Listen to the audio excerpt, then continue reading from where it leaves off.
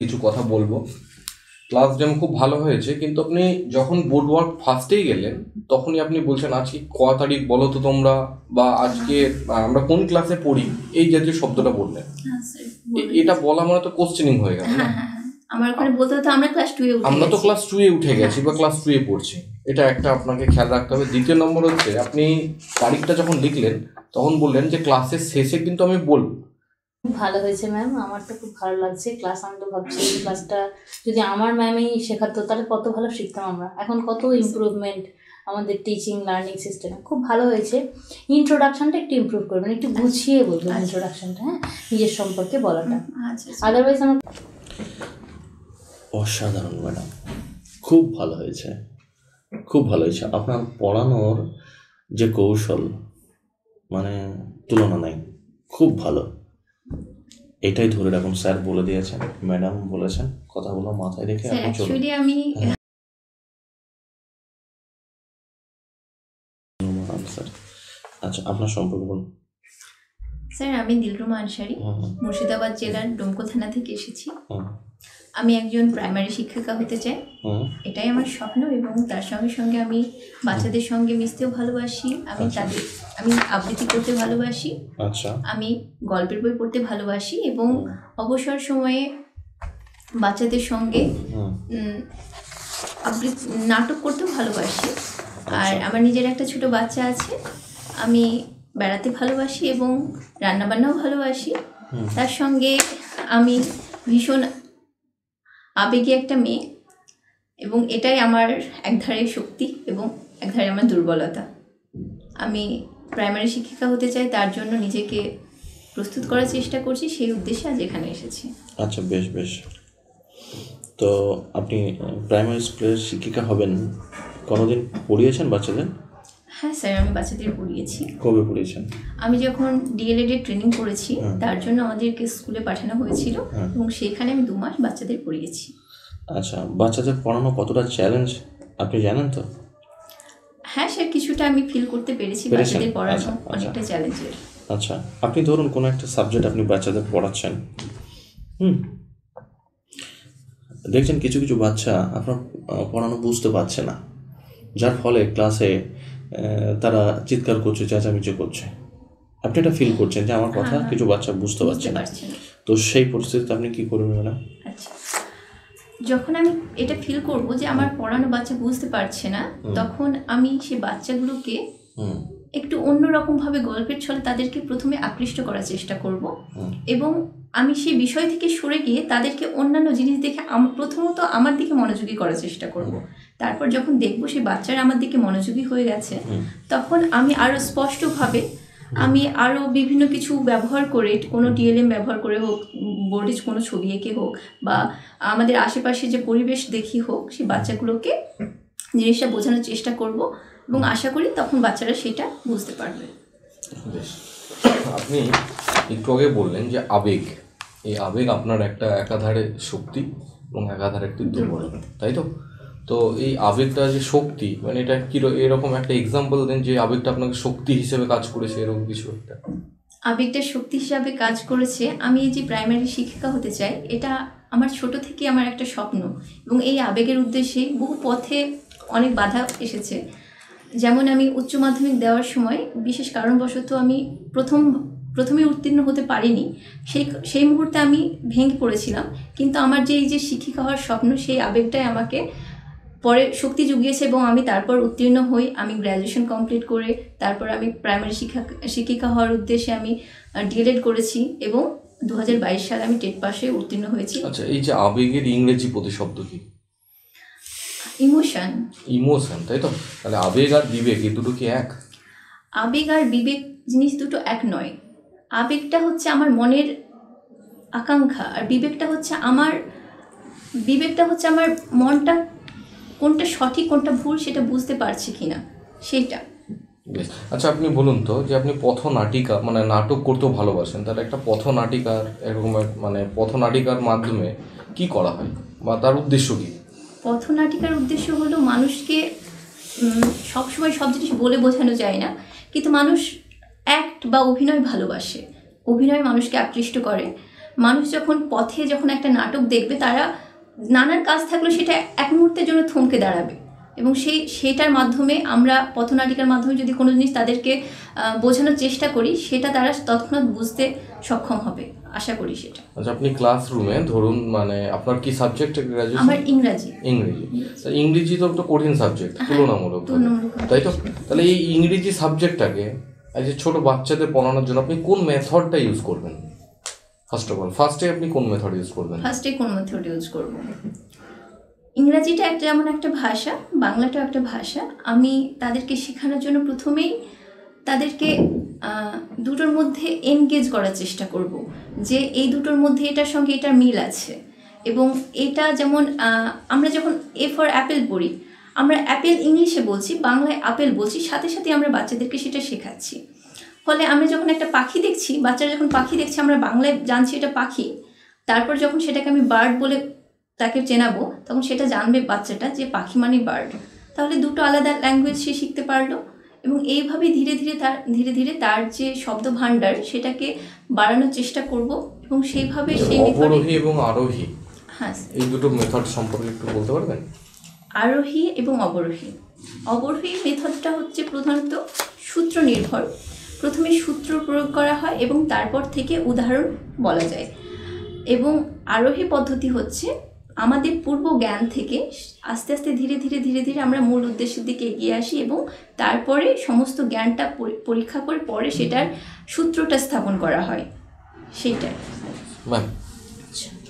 Madam, জি, আমরা জানি শিক্ষণ পদ্ধতিতে ইভালুয়েশন বা মূল্যায়ন খুব ইম্পর্টেন্ট একটা বিষয়। মূল্যায়ন হলো শিক্ষণের একটি অবিচ্ছেদ্য অঙ্গ। এবার এই মূল্যায়নটা আমরা সারা বছরের যে একটা শিশু যা শিখলো সেখান থেকে আমরা মূল্যায়ন করি। মূল্যায়নের জন্য আমাদের রিপোর্ট কার্ড থাকে, কিন্তু আমরা জেনেছি রিসেন্টলি হোলিস্টিক রিপোর্ট কার্ড আমাদের প্রকাশ করতে হয়। সে বিষয়ে একটু ধারণা দিন।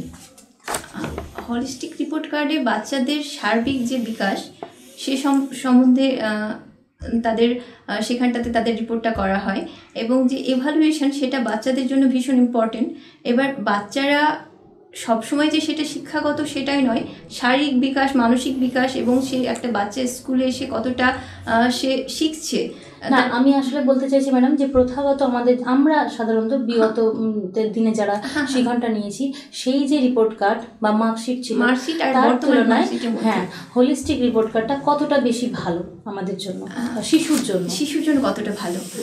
আমরা যখন মানে পূর্বে যখন আমরা পড়াশোনা করতাম, তখন শুধুমাত্র আমাদের শিক্ষাগত আমরা কতটা উন্নত করলাম সেই সম্বন্ধে আমাদের রিপোর্ট কার্ডে নাম্বার আসতো, কিন্তু বর্তমানে একটা বাচ্চা মানসিকভাবে কতটা বিকশিত হচ্ছে, সেই বাচ্চাটা স্কুলে এসে শিক্ষার পাশাপাশি সে কতটা খেলাধুলায় পারদর্শী হচ্ছে, কতটা সে মনোযোগী হচ্ছে, কতটা চারিদিকে তার শিল্পটা কতটা বিস্তৃত হচ্ছে, সেই সব সম্বন্ধে যে রিপোর্ট কার্ডে যখন লেখা থাকছে, তখন সেই বাচ্চাটার অ্যাকচুয়ালি আমরা মূল্যায়নটা করতে পারছি যে এই বাচ্চাটা কোন দিকে সক্ষম এবং কোন দিকে তার দুর্বলতা আছে। এবং এটা আমি মনে করি সেই বাচ্চাটার বড় হতে এবং তার পূর্ণ বিকাশে প্রচণ্ড সহায়তা করবে। ঠিক আছে। আচ্ছা ম্যাডাম, জি স্যার।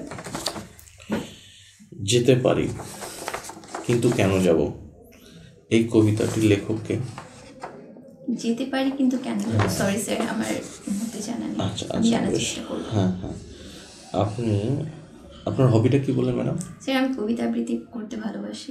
আচ্ছা, আমাদের কি শোনানো যাবে ম্যাডাম? হ্যাঁ স্যার, অবশ্যই শোনানো যাবে। আমি বসে করব। আচ্ছা, রবীন্দ্রনাথ ঠাকুরের 2 বিঘা জমি কবিতাটি আমি আবৃত্তি করছি। শুধু বিঘে 2 ছিল মোর ভুই, আর সবই গেছে ঋণে। বাবু বলিলেন, বুঝেছ উপেন, এ জমি লইব কিনে। কহিলাম আমি, তুমি ভূস্বামী, ভূমির অন্ত নাই। চেয়ে দেখো মোর, আছে বড় জোর মরিবার মতো ঠাই। শুনি রাজা কহে, বাপু জানো তো হে, করেছি বাগানখানা, পেলে 2 বিঘে প্রস্তেও দিকে সমান হইবে টানা, ওটা দিতে হবে।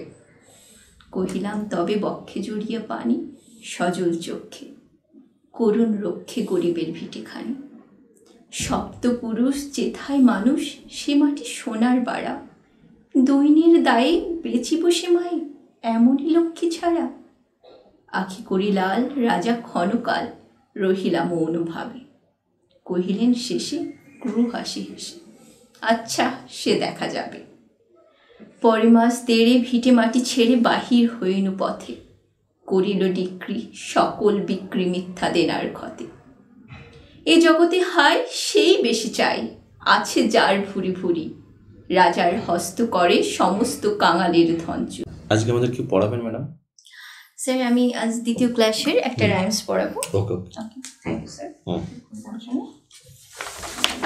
Good morning students, Morning, ma'am. কেমন আছো সবাই? খুব ভালো। তোমাদের সবাইকে নতুন বছরের অনেক অনেক শুভেচ্ছা, এবং সাথে তোমরা নতুন ক্লাসে উঠে গেছো।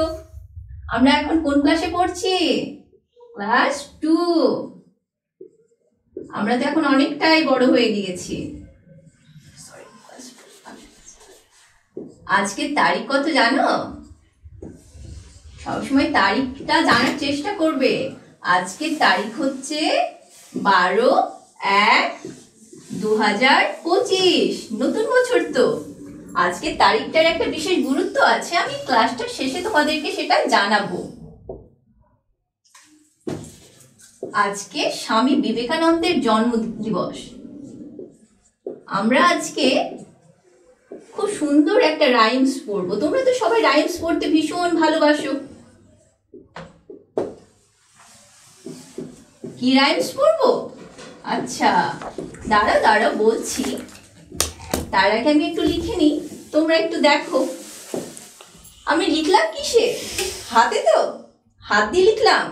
আমরা দিয়ে খাই, মুখ দিয়ে খাই। আচ্ছা আচ্ছা, আমরা এর আগে জেনেছিলাম আমরা যে আমাদের মাথা, আমাদের হাত, আমাদের পা, এগুলোর কি আমরা এগুলোর ইংরাজিতে কি বলে সেগুলো জেনেছিলাম তো। মাথাকে কি বলে? হেড। বাহ, খুব সুন্দর বলেছো, মাথাকে বলে হেড। আমাদের কটা হেড আছে?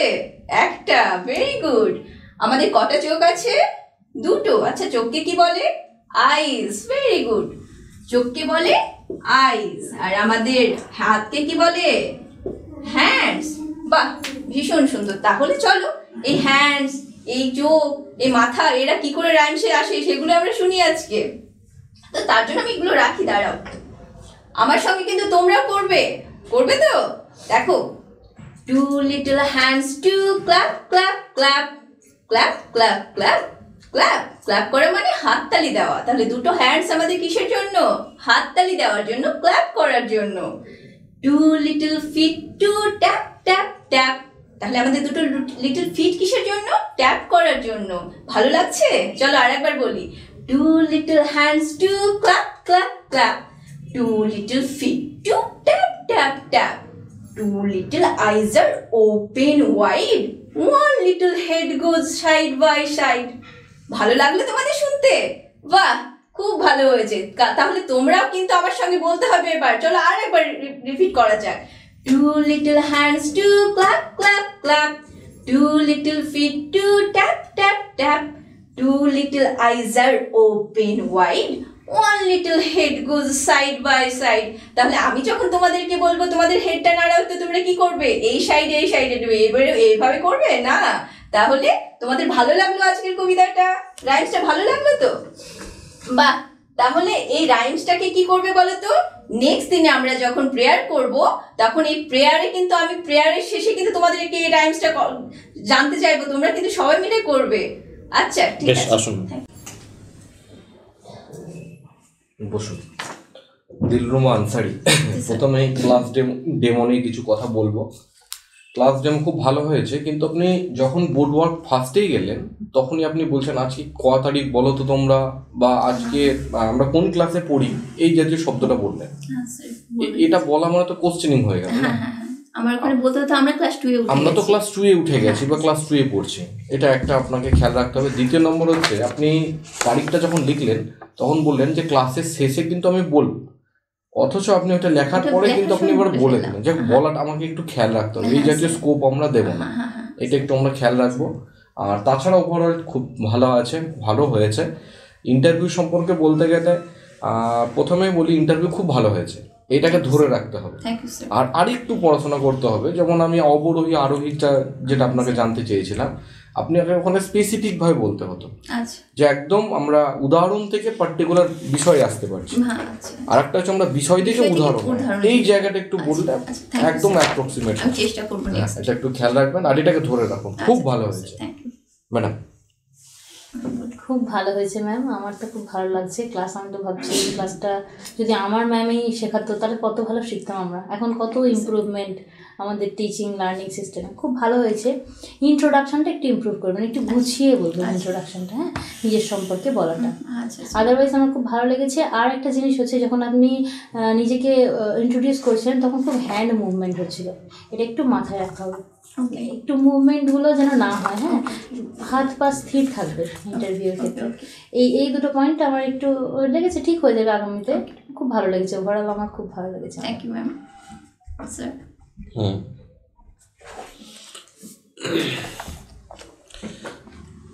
অসাধারণ ম্যাডাম, খুব ভালো হয়েছে, খুব ভালো হয়েছে। আপনার পড়ানোর যে কৌশল, মানে তুলনা নাই, খুব ভালো। এটাই ধরে রাখুন, স্যার বলে দিয়েছেন, ম্যাডাম বলেছেন, কথাগুলো মাথায় রেখে স্যার আপনি চলুন। অ্যাকচুয়ালি আমি একটু মেন্টালি একটু ডিস্টার্ব আছি, সেই জন্য আজকে আমি বুঝতে পারছি আমি ওই জিনিসটা ওইখানে ভুল করে ফেলছি, কিন্তু মানে হয়ে যাচ্ছে। আমি ওই ওই ভুলটা আমি কখনো করি না যে আমি কোন ক্লাসে পড়ছি, এই জিনিসটা আমি বাড়িতে যখন প্র্যাকটিস করি তখন কখনো জিজ্ঞাসা করি না, জানি এটা কোশ্চেন, কিন্তু আমার এখানটাতে বলার সময় ভুল হয়ে গেছে। আবার আমি যখন বললাম যে আজকে কি, ওটা আমি বলে দিতে পারতাম তখনই প্রথমে যে আজকে একজন বিশ্ববিখ্যাত ব্যক্তিত্বের জন্মদিন, কিন্তু আমি ওটা বলে ফেললাম, তারপরে আবার বলে ফেললাম, আমি বুঝতে পারছি মিস্টেক করে গিয়েছি। ঠিক আছে, কোনো অসুবিধা নেই ম্যাডাম। ওভারঅল আপনি খুব ভালো পারফরমেন্স, খুব ভালো হয়েছে। স্যার আমি আরো ইমপ্রুভ করার চেষ্টা করব। নিশ্চয়ই হবে, প্র্যাকটিস তো ধরে রাখুন। হ্যাঁ, আরো অনেক বেটার হবে, আরো অনেক বেটার হবে। Thank you sir. আচ্ছা স্যার, কত নাম্বার পেতে পারি আমি?